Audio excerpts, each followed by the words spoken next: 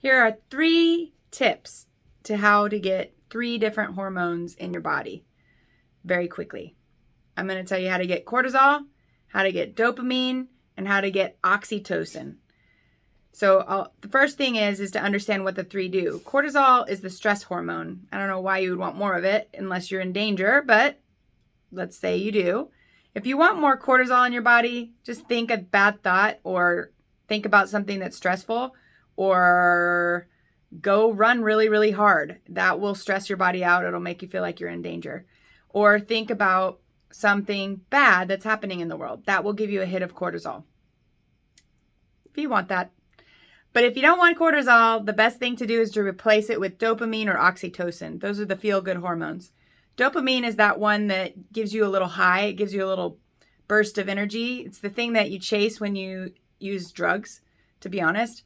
But you can give yourself a natural dopamine kick if you just simply punch the air and have some zest.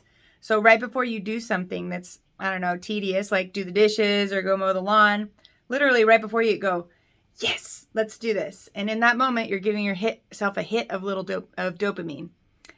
The other thing that you can give yourself a little hit of is oxytocin. That's the love hormone. And when you feel oxytocin, it feels warm, it feels fuzzy, it feels really good.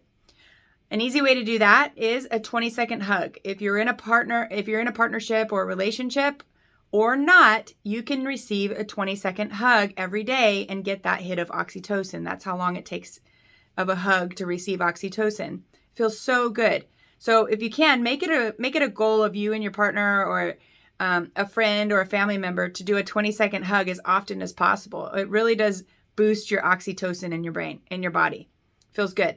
If you don't have a partnership that you can do that with, you can still get that same feeling from hugging yourself for 20 seconds. It's that warm, I love myself. It's very somatic. Somatic means body.